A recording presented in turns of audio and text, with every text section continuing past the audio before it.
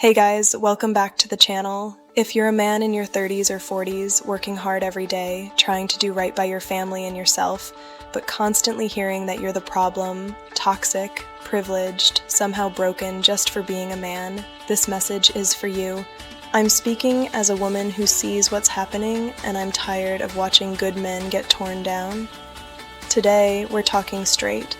The hidden truths about modern masculinity that the mainstream doesn't want you to hear. We're going facts, history, and hard numbers that show you're not the villain. You're the backbone of everything. Let's get into it. First, let's talk about the real crisis hitting men right now: mental health and suicide. The numbers are brutal.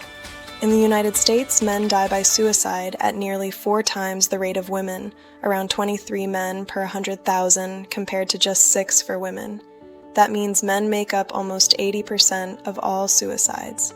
Over 40,000 American men lost every single year, many in their 30s, 40s, and 50s, right when life should be at its strongest. Why is this happening? Look back at history. After World War II, men returned as heroes, providers, builders, protectors, and society honored that strength. Stoicism wasn't mocked, it was respected. But starting in the 1960s and 70s with second-wave feminism, traditional male roles began being labeled as oppressive or outdated. The message shifted. Real men don't just provide, they have to emotionally perform in ways that often feel unnatural or unsupported. And when men struggle to adapt to that new script without losing their core identity, they're told they're failing.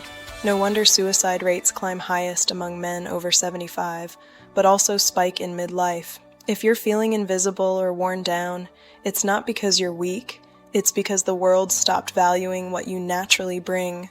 And let's be honest about family courts, because this one hits so many of you right in the heart. You've been told over and over that men abandon their kids, that fathers don't care. But the reality? When custody cases actually go to court, fathers get sole or primary custody in only about 15 to 20% of cases on average. Even joint custody isn't guaranteed. Many men fight tooth and nail just to stay in their children's lives. This bias has deep roots. Back in the 1800s, the tender years doctrine legally assumed young children belonged with mothers. That idea evolved, but echoes of it still shape decisions today. Good involve dads, men who work full-time, who want to coach Little League and teach their sons how to be men, are too often treated as secondary. And when divorce happens, women initiate around 70% of them. That leaves countless men financially devastated and emotionally crushed, yet still expected to man up and keep providing.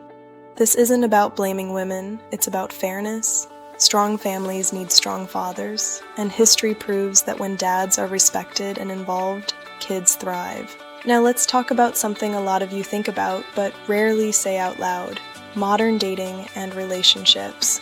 A lot of men in their 30s and 40s feel like the game changed while they weren't looking.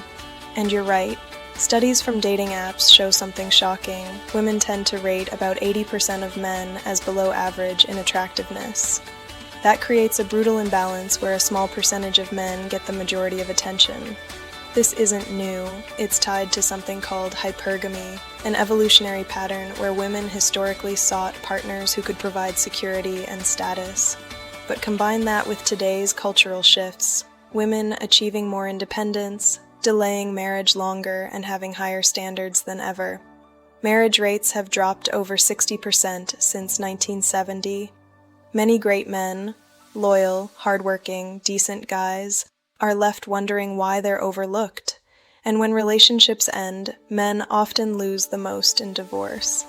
It's not misogyny to notice this, it's reality.